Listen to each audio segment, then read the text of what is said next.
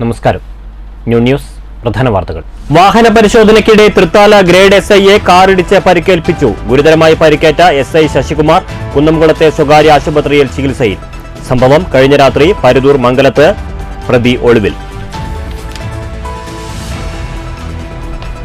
തൃശൂർ, പാലക്കാട് ജില്ലകളിലെ വിവിധ ഭാഗങ്ങളിൽ തുടർച്ചയായി രണ്ടാം ദിവസവും നേരിയ ഭൂചലനം.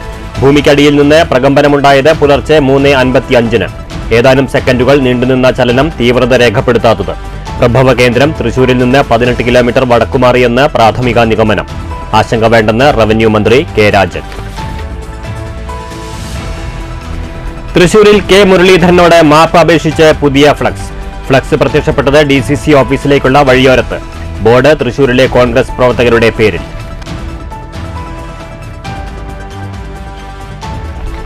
കുവൈത്ത് ദുരന്തത്തിൽ മരിച്ച ചാവക്കാട് സ്വദേശി ബിനോയിയുടെ വീട് മന്ത്രി കെ രാജൻ സന്ദർശിച്ചു. കുവൈത്തിലെ 5 ആശുപത്രികളിലായി 15 മലയാളികൾ ചികിത്സയിലുണ്ടെന്ന് മന്ത്രി. എല്ലാ കാര്യങ്ങളും സംസ്ഥാന സർക്കാർ കൃത്യമായി അന്വേഷിക്കുന്നുണ്ടെന്നും മന്ത്രി കെ രാജൻ. വാർത്തകൾ വിശദമായി. വാഹന പരിശോധനയ്ക്കിടെ തൃത്താല പോലീസ് ഗ്രേഡ് എസ്ഐ ശശികുമാറിനെ കാറിടിപ്പിച്ച് പരിക്കേൽപ്പിച്ചു. ശനിയാഴ്ച രാത്രി 11 മണിക്ക് പരുതൂർ മംഗലത്ത് വെച്ചായിരുന്നു സംഭവം. ഗുരുതരമായി പരിക്കേറ്റ എസ്ഐ ശശികുമാർ കുന്നംകുളത്തെ സ്വകാര്യ ആശുപത്രിയിൽ ചികിത്സയിലാണ്. പോലീസ് അന്വേഷണം ആരംഭിച്ചു. ശനിയാഴ്ച രാത്രി 11 മണിയോടെയാണ് സംഭവം. രാത്രികാലത്തെ പതിവ് പരിശോധനയ്ക്കിടെയാണ് തൃത്താല പോലീസ് സ്റ്റേഷനിലെ ഗ്രേഡ് എസ്ഐ ശശികുമാറിനെ വാഹനമിടിച്ചത്. പരുതൂർ മംഗലത്താണ് സംഭവം. അപകടത്തിൽ പരിക്കേറ്റ തൃത്താല പോലീസ് സ്റ്റേഷനിലെ ഗ്രേഡ് എസ്ഐ ശശികുമാറിനെ ഗുരുതര പരിക്കുകളോടെ കുന്നംകുളത്തെ സ്വകാര്യ ആശുപത്രിയിൽ പ്രവേശിപ്പിച്ചു. ഞാങ്ങാട്ടിരി സ്വദേശി അഭിലാഷിന്റെ ഉടമസ്ഥതയിലുള്ള പോളോ വോക്സ് വാഗൻ കാറാണ് പോലീസുകാരനെ ഇടിച്ചിട്ടത്. വാഹനം കസ്റ്റഡിയിലെടുത്ത് ഒളിവിൽ പോയ പ്രതിക്കായി അന്വേഷണം ഊർജിതമാക്കി. സംശയാസ്പദമായി കാർ നിർത്തിയിട്ടിരിക്കുന്നത് കണ്ടതോടെയാണ് പോലീസ് പരിശോധനയ്ക്കെത്തിയത്. പോലീസിനെ കണ്ടതോടെ കാറിന് പുറത്തുണ്ടായിരുന്ന യുവാക്കൾ കാറിൽ കയറി വാഹനം മുന്നോട്ടെടുത്തു. കൈകാണിച്ച എസ്ഐയെ ഇടിച്ചിട്ടു. എസ്ഐയുടെ ദേഹത്തൂടെ കാർ കയറിയിറങ്ങി. കടന്നുകളഞ്ഞ വാഹനത്തിന്റെ നമ്പർ നാട്ടുകാരുടെ സഹായത്തോടെ കണ്ടെത്തി നടത്തിയ പരിശോധനയിലാണ് ഞാങ്ങാട്ടിരി സ്വദേശി അഭിലാഷിൻ്റെതാണ് വാഹനമെന്ന് തിരിച്ചറിഞ്ഞത്. അഭിലാഷിന്റെ മകൻ 19-കാരൻ അലനാണ് വാഹനം ഓടിച്ചിരുന്നത്. പോലീസ് എത്തിയപ്പോഴേക്കും വാഹനം വീട്ടിൽ പാർക്ക് ചെയ്ത് അലൻ കടന്നു കളഞ്ഞിരുന്നു. അലന്റെ മൊബൈൽ നമ്പറും ഈ സമയം മുതൽ ഓഫാണ്. അലൻ വീട്ടിലേക്ക് എത്തിയ ദൃശ്യങ്ങൾ CCTVയിലുണ്ടെങ്കിലും തുടർന്ന് CCTV കണക്ഷൻ വിച്ഛേദിച്ചിരിക്കുകയാണ്. വാഹന ഉടമയെ വിളിച്ചു വരുത്തി പോലീസ് വിവരങ്ങൾ ശേഖരിച്ചു. News bureau, Pattambi.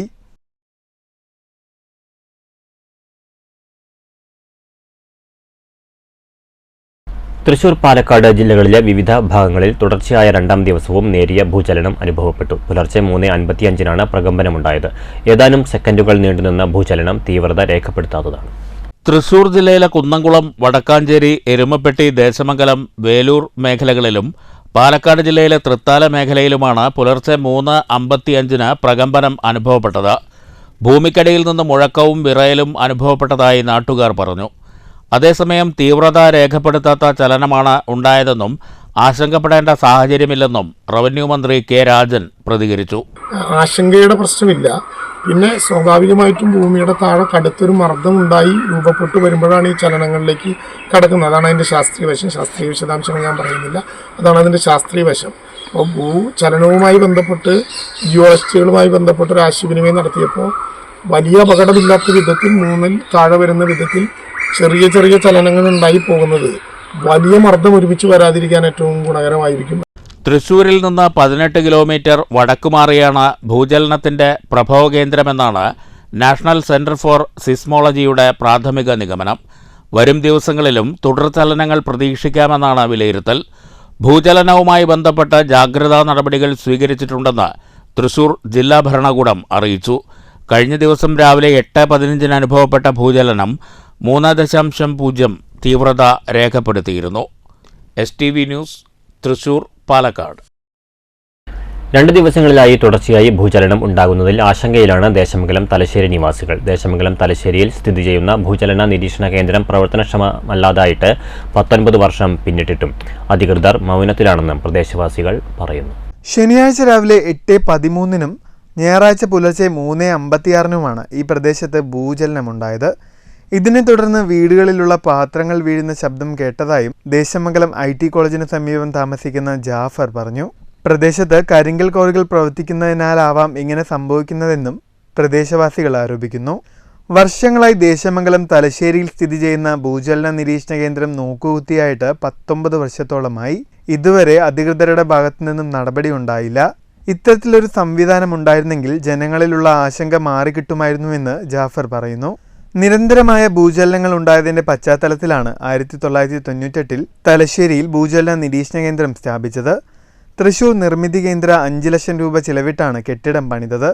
തുടർന്ന് സിസ്മോഗ്രാഫ് സ്ഥാപിക്കുകയും താൽക്കാലിക ജീവനക്കാരെ നിയമിക്കുകയും ചെയ്തു. എന്നാൽ പാതയോരത്ത് സ്ഥിതി ചെയ്യുന്നതിനാൽ വാഹനങ്ങൾ പോകുന്ന ചലനങ്ങൾ പോലും സിസ്മോഗ്രാഫിൽ പ്രത്യക്ഷപ്പെട്ടതോടെ ഭൗമശാസ്ത്രജ്ഞരായ CP രാജേന്ദ്രനും കുശല രാജേന്ദ്രനും സ്ഥലം സന്ദർശിച്ച് ഉപകരണങ്ങൾ പീച്ചിയിലേക്ക് മാറ്റുകയായിരുന്നു. 2000-ലായിരുന്നു അത് നടന്നത്. പിന്നീട് സാമൂഹ്യ വിരുദ്ധരുടെ താവളമായി ഈ കെട്ടിടം മാറി. ഭൂജല നിരീക്ഷണ കേന്ദ്രമൊക്കെ ഉണ്ട് ഇവിടെ, പക്ഷെ അതൊന്നും ആക്റ്റീവ് അല്ല. ഇങ്ങനെ ഈ ഭൂമി കുലുങ്ങുന്നൊരു സന്ദർഭത്തിൽ അതൊക്കെ ആക്റ്റീവായിട്ട് അതിൻ്റെ വിവരണം തരണം ശരിക്കും. ഈ കെട്ടിടം നശിച്ചു പോവാതെ പോലീസ് ഔട്ട്പോസ്റ്റോ വില്ലേജ് ഓഫീസോ ആയി മാറ്റാൻ പലതവണ നിർദ്ദേശമുണ്ടായിരുന്നെങ്കിലും അധികൃതരുടെ ഭാഗത്തു നിന്ന് ഒരു തരത്തിലുള്ള ഇടപെടലും ഉണ്ടായില്ലെന്നും ആരോപണമുണ്ട്. ഒരുപാട് വർഷങ്ങളായിട്ട് ഇത് ഭൂചലന നിരീക്ഷണ കേന്ദ്രം എന്ന് പറഞ്ഞിട്ട് ഉണ്ടാക്കിയിട്ടുള്ള ഒരു കെട്ടിടമാണ്. ഒരുപാട് വർഷങ്ങളായിട്ട് ഇപ്പോൾ നമുക്ക് വേറെ എന്തെങ്കിലും ഒരു കാര്യത്തിനോ വില്ലേജ് ഓഫീസോ അങ്ങനെ എന്തെങ്കിലും ഒരു പരിപാടിക്ക് ഇത് ഉപയോഗപ്പെടുത്താമെന്ന് പറഞ്ഞിട്ട് പല നിവേദനങ്ങളും കൊടുത്തിട്ട് ഇതേവരെ ഒരു കാര്യം ഉണ്ടായിട്ടില്ല. ഇപ്പോൾ ഇത് ഇപ്പം അന്ന് ഒരു നേരിയ ഭൂചലനം ഉണ്ടായിട്ടുണ്ട്.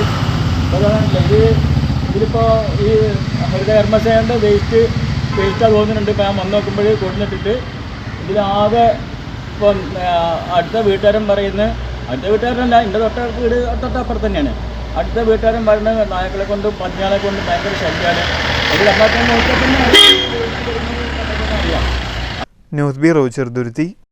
കുവൈത്തിലെ തീപിടുത്തത്തിൽ മരിച്ച ചാവക്കാട് സ്വദേശി ബിനോയിയുടെ വീട് മന്ത്രി കെ രാജൻ സന്ദർശിച്ചു. കുവൈത്തിലെ 5 ആശുപത്രികളിലായി 15 മലയാളികൾ ചികിത്സയിലാണെന്ന് ബിനോയിയുടെ കുടുംബാംഗങ്ങളെ കണ്ട ശേഷം മന്ത്രി മാധ്യമങ്ങളോട് പറഞ്ഞു. എല്ലാ കാര്യങ്ങളും സർക്കാർ കൃത്യമായി അന്വേഷിക്കുന്നുണ്ടെന്നും മന്ത്രി അറിയിച്ചു. മരണപ്പെട്ടവരുടെ കുടുംബങ്ങൾക്കും പരിക്കേറ്റവർക്കും ആവശ്യമായ സഹായങ്ങൾ നൽകുമെന്ന് റവന്യൂ മന്ത്രി പറഞ്ഞു.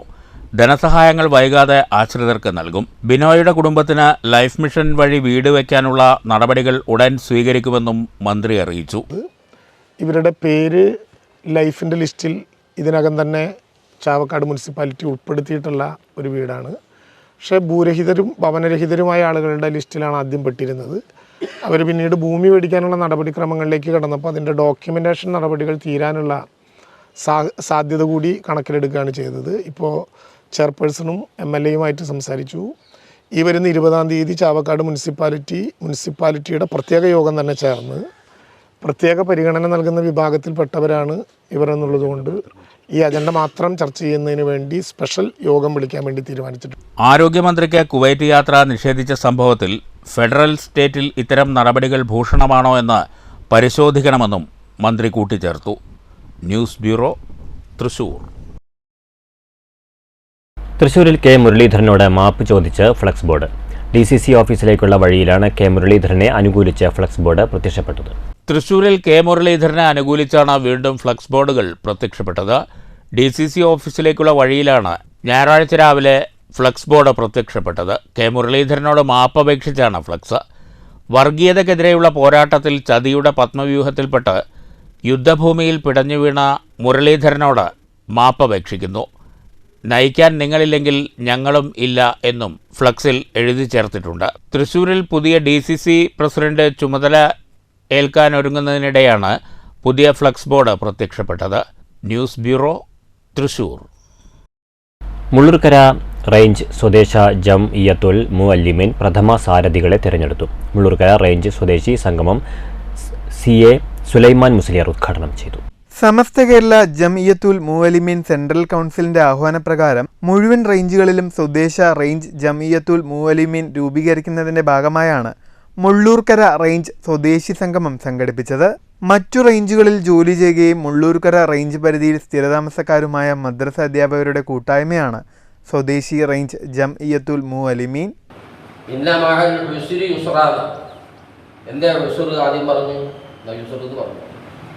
ഉസർ എന്താ?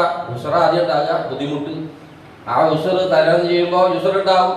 അങ്ങനെയല്ലേ? അങ്ങനെയല്ലേ എല്ലാവരോടും അനുഭവം അങ്ങനെയല്ലേ? അപ്പം അങ്ങനെയാണ് വേണ്ടത്. അല്ലാഹു സുബ്ഹാനഹു വ തആല നമ്മളിങ്ങനെ കൂടുവാനും ഒരുമിക്കുവാനും കഴിഞ്ഞതിൽ വളരെ സന്തോഷമുണ്ട്. മുള്ളൂർക്കര നുസ്രത്തുൽ ഇസ്ലാം മദ്രസയിൽ നടന്ന സംഗമത്തിൽ Mullurkara range vice president PM Shahul Hameed Alghasimi അധ്യക്ഷനായി. സയ്യിദ് VM അബ്ദുള്ളക്കോയ തങ്ങൾ പ്രാർത്ഥനയ്ക്ക് നേതൃത്വം നൽകി.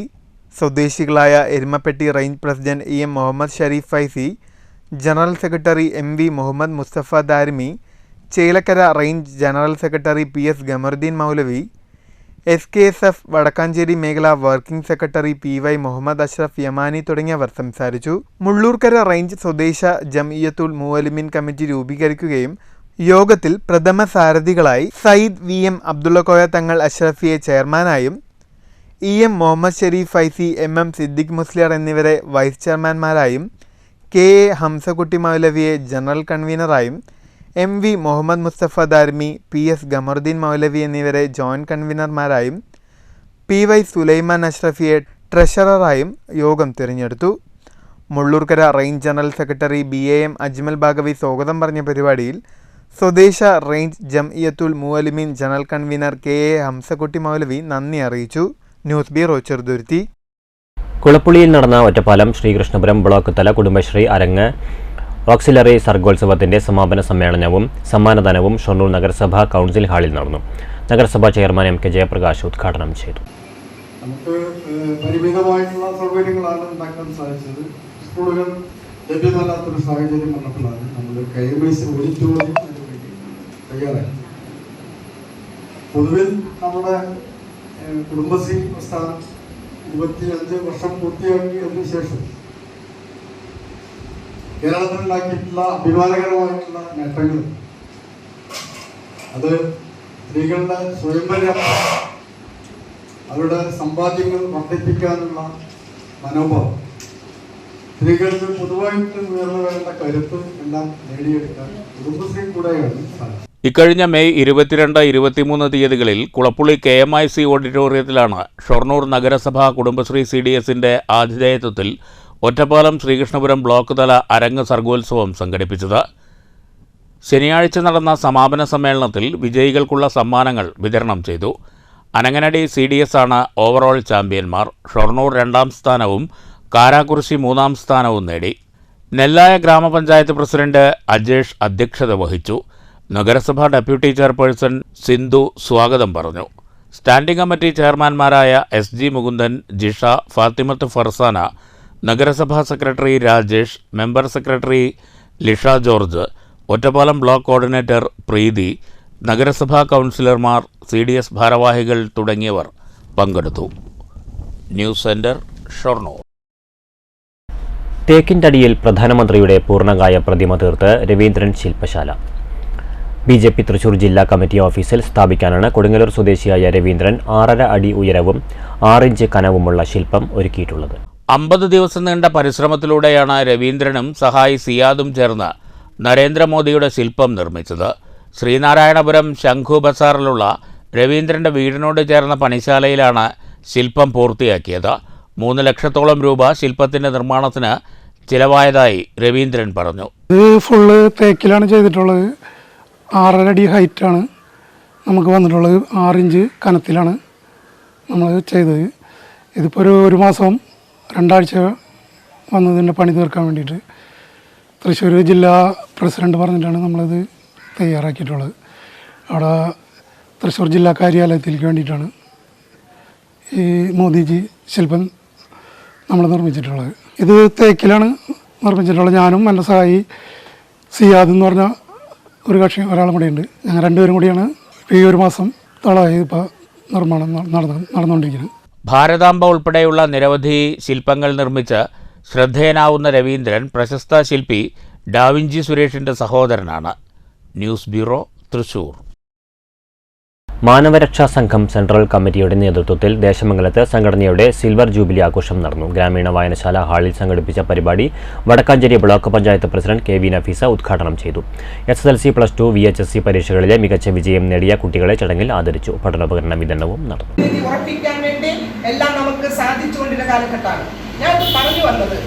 ഇത്തരത്തിലുള്ള സംഘടനകൾ പ്രവർത്തിക്കുക. അപ്പോൾ എല്ലാം കൂടി തദ്ദേശ സ്വയംഭരണ സ്ഥാപനങ്ങൾ, നമ്മുടെ ഡിപ്പാർട്ട്മെന്റ്, നമ്മുടെ ഗവൺമെന്റ്, അതിനോടൊപ്പം ഇത്തരത്തിലുള്ള സംഘടനകൾ മുന്നോട്ട് വന്നപ്പോൾ നമ്മുടെ സംസ്ഥാനത്തിന്റെ മുഖച്ഛായ തന്നെ നമുക്ക് മാറ്റിയെടുക്കാൻ സാധിച്ചിരിക്കുക. അപ്പൊ അതിന്റെ തെളിവാണല്ലോ ഇവിടെ. ഇപ്പോൾ ഇവിടെ അധ്യക്ഷ പ്രസംഗം നടത്തുമ്പോൾ പറഞ്ഞല്ലോ, അധ്യക്ഷൻ വളരെ കാലമായി ഈ രംഗത്ത് വരികയും ഇങ്ങനെ ഒരു സമിതി രൂപീകരിക്കുകയും അതിന്റെ പ്രവർത്തനം പല ജില്ലകളിൽ നടക്കുകയും സംസ്ഥാന തലത്തിൽ അതിന്റെ ആ സമിതി രൂപീകരിച്ചിട്ട് അതിന്റെ പ്രവർത്തനം നടന്നുകൊണ്ടിരിക്കുകയാണ്. ARS central committee president MB Mustafa അധ്യക്ഷത വഹിച്ചു. ഗ്രാമപഞ്ചായത്ത് പ്രസിഡന്റ് K ജയരാജ് പഠനോപകരണ വിതരണം നടത്തി. വെറ്റിനറി ഡോക്ടർ AS നിഖിൽ റോഷനെ മുതിർന്നാംഗം ബാലൻ ആദരിച്ചു. വടക്കാഞ്ചേരി ബ്ലോക്ക് പഞ്ചായത്ത് അംഗം M മഞ്ജുള, പഞ്ചായത്ത് അംഗങ്ങളായ PS ലക്ഷ്മണൻ, സന്ധ്യ, CP രാജൻ, മഹേഷ് വെളുത്തേടത്ത്, അബ്ദുൾ അസീസ് തുടങ്ങിയവർ സംസാരിച്ചു. PY മുഹമ്മദ് കുട്ടി സ്വാഗതവും MRS general secretary K Haneefa നന്ദിയും പറഞ്ഞു. News bureau, Cheruthuruthy.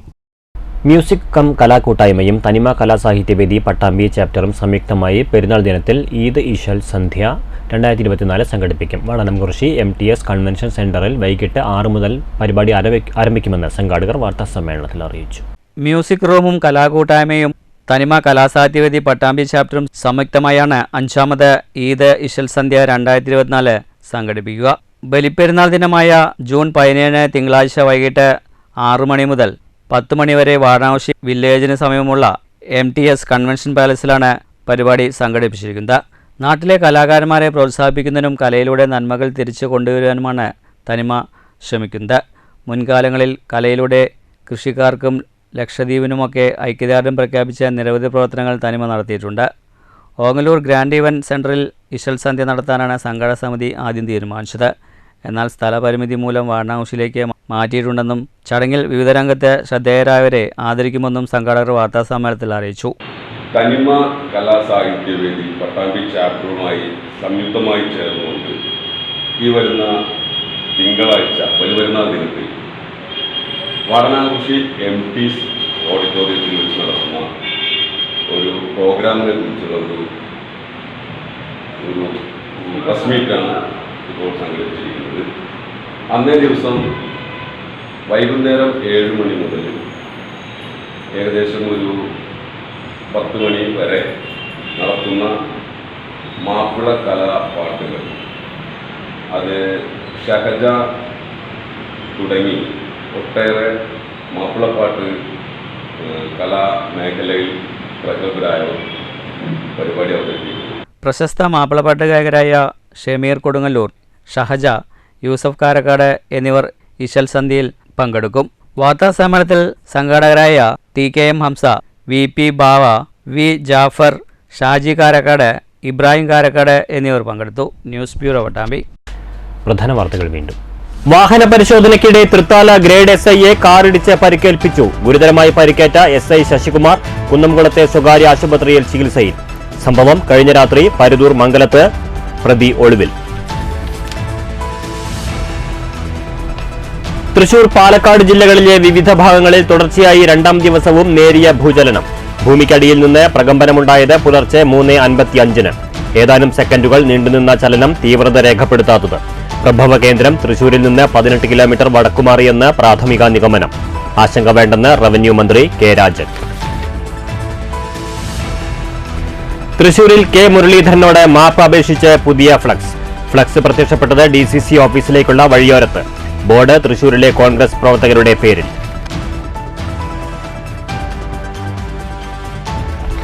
കുവൈത്ത് ദുരന്തത്തിൽ മരിച്ച ചാവക്കാട് സ്വദേശി ബിനോയിയുടെ വീട് മന്ത്രി K രാജൻ സന്ദർശിച്ചു. കുവൈത്തിലെ 5 ആശുപത്രികളിലായി 15 മലയാളികൾ ചികിത്സയിലുണ്ടെന്ന് മന്ത്രി. എല്ലാ കാര്യങ്ങളും സംസ്ഥാന സർക്കാർ കൃത്യമായി അന്വേഷിക്കുന്നുണ്ടെന്നും മന്ത്രി K രാജൻ. ഈ വാർത്താ ബുള്ളറ്റിൻ സമാപിച്ചു. നമസ്കാരം.